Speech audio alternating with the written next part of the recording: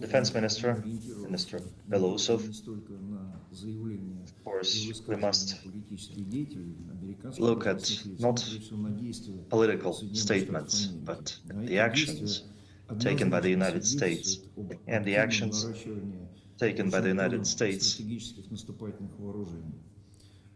indicate an increase in their offensive nuclear armaments. The White House has pulled out of many nuclear arms reduction treaties, such as the START Treaty and the Treaty on Medium and Short-Range Missiles. And in 2020, the US pulled out of the Open Skies Treaty. So probably the United States lifting the moratorium on nuclear weapons tests can be another step towards the destruction of the global security system. The United States is modernizing its nuclear weapons systems, working on new types of intercontinental ballistic missiles with nuclear warheads, with ranges up to 13,000 kilometers. The United States is working on an advanced Columbia-type submarine. It's working on the B-21 heavy bomber system and nuclear warhead missiles. The United States is planning to reinstate 56 nuclear missile silos on Ohio-class nuclear submarines. The United States is working on retrofitting 30 B-52H nuclear strategic bombers into nuclear missile carriers. The United States is working on the Golden Dome system that will be capable of intercepting Russian and Chinese ballistic missiles. Number 4, in the end of this year, the United States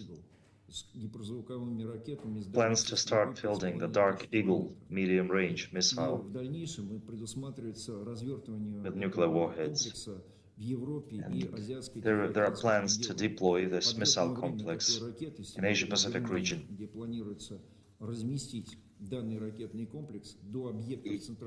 The ETA of such missiles, if deployed in Germany, to Russia will be around 6 to 7 minutes. And number 5, Washington regularly holds strategic exercises and drills for its strategic missile forces, practicing preemptive nuclear strikes. The last such exercise took place in November this year. All in all, it's a comprehensive set of activities that may include actual nuclear tests, and this greatly increases the level of nuclear danger for Russia. This means that we must keep our nuclear arsenal ready to deliver unacceptable damage to any opponent, and we must respond to Washington's steps so as to ensure the security of our country. Considering all of the above, I think it is expedient to start preparing for full-scale nuclear tests immediately. Our Novaya Zemlya testing range has all the infrastructure for that.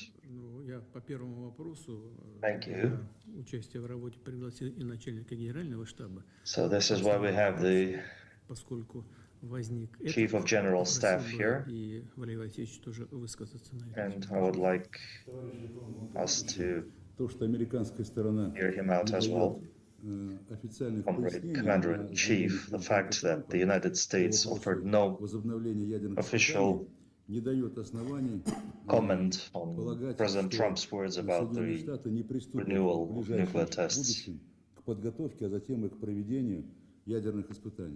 allows us to believe that the United States is about to start nuclear tests. The United States may avoid giving any comments, but that doesn't change anything if we don't act urgently, we may miss the opportunity to respond in time, because the time to prepare for nuclear tests varies from several months to several years. We have heard statements by top American officials about the United States resuming nuclear tests, and these statements indicate that Washington is committed to prepare and hold nuclear tests. Since many of the colleagues received statements from the Minister of Foreign Affairs and our ambassador in Washington. Yes, a couple of days ago we received a message from Ambassador Dachiyev in New York, which says that our diplomats reached out to the National Security Council of the United States and the State Department of the United States, seeking explanation on these statements by President Trump.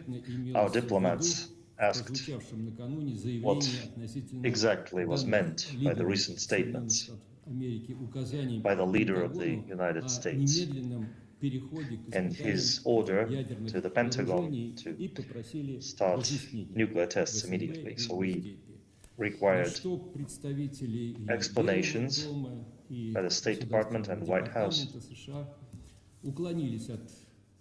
But representatives of the State Department and White House avoided any detailed answers and assured us that they will reach out to Russia if they have any explanations to offer regarding those questions. So, Mr. Shoigu, I know that the Security Council has been analyzing the recent developments in the ruling circles of the United States. Do you have any explanation to offer? Any comments?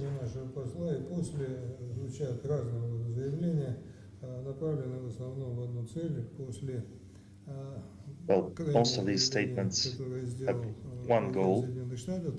After the recent statement made by the President of the United States on the 3rd of November, a big interview came out where he said several times that the United States was going to resume its nuclear weapons tests with prior notification of Russia and China of such tests. And then Defense Secretary Hegseth reported that the order is being executed. The presidential order of resuming the nuclear tests is being executed. And then J.D. Vance noted that the nuclear arsenals have to be tested occasionally to make sure they are ready for deployment. And then Johnson stated that nuclear tests are a demonstration of force required to deter Russia and China. And Secretary of Energy, authority in charge of conducting nuclear tests, said that the tests will be non-nuclear. Those will be non-nuclear explosions. And head of American intelligence Cotton said that we're talking not about large-scale tests with nuclear mushrooms in the desert or the south of the Pacific. We're talking about big, controlled underground blasts, which is essentially nuclear weapons tests. This will allow the United States to test its legacy systems and advanced nuclear weapons. Based on all these statements,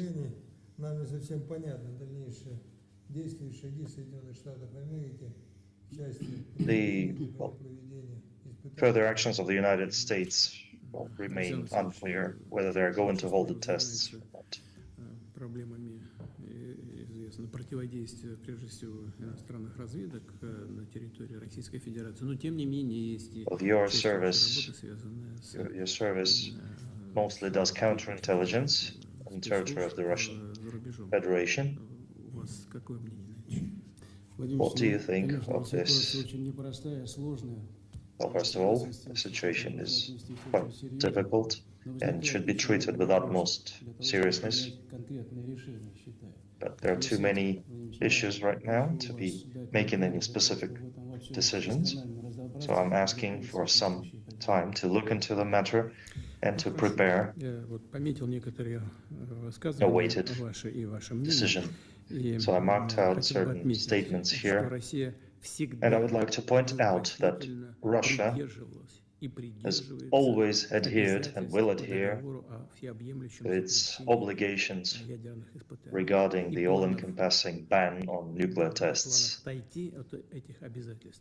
there are no plans to deviate from those obligations. At the same time, indeed, in my address to the Federal Assembly in 2023, I said that in case the United States or any other state that is party to corresponding treaties hold those tests, then Russia will have to take adequate response. In this connection, I order the Ministry of Foreign Affairs and the Ministry of Defense of the Russian Federation, Special Services of the Russian Federation, and civilian authorities, relevant civilian authorities of the Russian Federation, to make everything they can to gather additional information on this matter, to analyze the information on the platform of the Security Council and come up with coordinated suggestions regarding the beginning of nuclear tests. I'm looking forward to receiving your reports. Let's move on to the main agenda, please.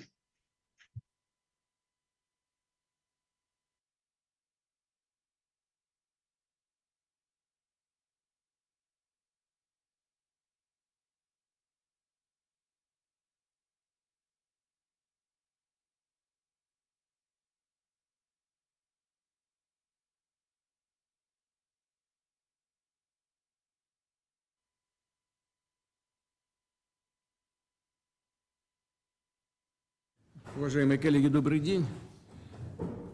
Наша правительственная делегация, как вы знаете, только что вернулась из поездки в Китайскую Народную Республику. Михаил Владимирович подробно доложил мне о результатах этой работы. Считаю, что она была очень своевременной, содержательной и весьма полезной. После завершения рассмотрения основных вопросов попросил бы Михаила Владимировича проинформировать об этом всех наших коллег. Основной вопрос у нас сегодня – обеспечение безопасности на транспорте, и докладчик министр tранспорта. The matter here is transport security. We'll be hearing Minister of Transport. Да, пожалуйста, прошу. Ask a question, please. Заявил, что Соединенные Штаты Америки возобновляют испытания ядерного оружия, депутаты задают вопрос, но и в целом спокойной ситуации, потому что это, понятно, куда может в целом вирус подвигнуть. Поэтому вот исходя из того, что 2 года назад вы с своей стороны сказали, что если США вернется к испытанию ядерного оружия, со своей стороны Россия имеет полное право сделать то же самое. Можно вот по этой теме, которая волнует практически каждого депутата, и вопросы эти звучат, пояснить, какие с нашей стороны будут шаги и действия, учитывая, что тема действительно крайне важная, тем более, что президент Соединенных Штатов Америки по ней высказался. Ну да, действительно, это вопрос серьезный. Ну, давайте коллег послушаем слово министру обороны Андрею Ивановичу. Пожалуйста, прошу вас. Уважаемый Владимир Владимирович, уважаемые коллеги, мы, безусловно, должны ориентироваться не столько на заявления и высказывания политических деятелей, американских должностных лиц, но прежде всего на действия Соединенных Штатов Америки. А эти действия однозначно свидетельствуют об активном наращивании Вашингтоном стратегических наступательных вооружений. Ну, во-первых, Белый дом последовательно вышел из действовавших многие годы договоров в сфере сокращения и ограничения вооружений. В 2002 году из договора по ПРО, в 2019 году из договора о ракетах средней и меньшей дальности, в 2020 году из договора по открытому небу. Поэтому возможный отказ США от моратория на проведение ядерных испытаний вполне логичным и может стать шагом Вашингтона по разрушению системы глобальной стратегической стабильности в мире. Второе. США осуществляет форсированную модернизацию своих стратегических наступательных вооружений. Идут работы по созданию новой межконтинентальной баллистической ракеты «Сентинел» с новой ядерной боеголовкой. Ее дальность стрельбы составит 13 тысяч километров. Ведутся работы по перспективной стратегической атомной подводной лодке «Колумбия» на замену «Огайо». Разрабатывается новый тяжелый бомбардировщик Би-21 «Рейдер». Разрабатывается крылатая ракета с ядерной боевой частью и так далее. Предусматривается расконсервация 56 пусковых установок на 14 подводных лодках типа «Огайо». Хочу подчеркнуть, именно расконсервация. Их полной загрузки баллистическими ракетами «Трайдент-2».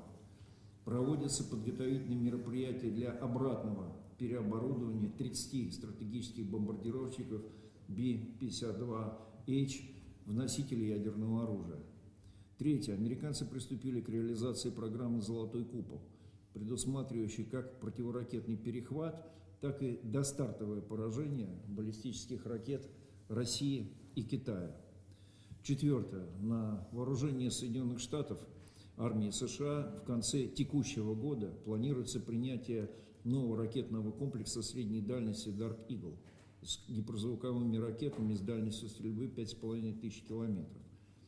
И в дальнейшем предусматривается развертывание этого комплекса в Европе и Азиатско-Тихоокеанском регионе. Подлетное время такой ракеты с территории Германии, где планируется разместить данный ракетный комплекс до объектов в центральной части России, составит порядка 6-7 минут. И пятое. Вашингтон регулярно проводит учения стратегических наступательных сил. Последнее такое учение, Global Tender 2025, с отработкой вопросов, хочу это подчеркнуть, превентивного нанесения ракетно-ядерных ударов по российской территории, состоялось в октябре текущего года. Говоря в целом, это единый комплекс мероприятий, включающий в том числе возможные планы США по проведению ядерных испытаний, которые существенно повышают уровень военной опасности для России. Из этого вытекает, что мы должны поддерживать наш ядерный потенциал в готовности к нанесению противника неприемлемого ущерба в любых условиях обстановки и действовать адекватно в ответ на шаги Вашингтона в интересах гарантированного обеспечения безопасности нашей страны. С учетом вышеизложенного считаю целесообразным подготовку к полномасштабным ядерным испытаниям начать немедленно. Готовность сил и средств центрального полигона на архипелаге Новая Земля позволяет обеспечить ее проведение в сжатые сроки. Спасибо. Ну, я по первому вопросу для участия в работе пригласил и начальника генерального штаба по основному вопросу. Поскольку возник этот, попросил бы и Валерий Васильевич тоже высказаться на эту тему, пожалуйста. Товарищ главнокомандующий, то, что американская сторона не дает официальных пояснений на заявление президента Трампа по вопросу возобновления ядерных испытаний, не дает оснований полагать, что Соединенные Штаты не приступят в ближайшем будущем к подготовке, а затем и к проведению ядерных испытаний. Американская сторона, она и далее может уклоняться от официальных объяснений, но это ничего не меняет, потому что если мы сейчас не примем соответствующие меры, то будет упущено время и возможности по своевременному реагированию на действия Соединенных Штатов, так как время на